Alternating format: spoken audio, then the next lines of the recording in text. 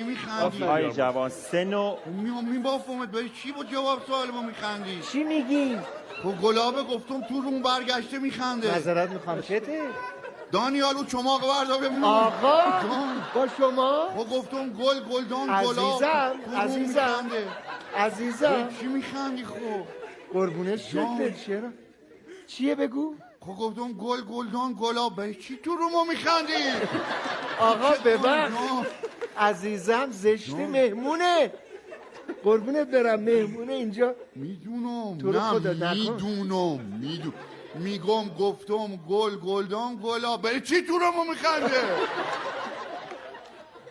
نکن جان رامبد نکن. آقا من معذرت میخوام رامبد شما به من ببخش. آخه میخندن همه دارن میخندن.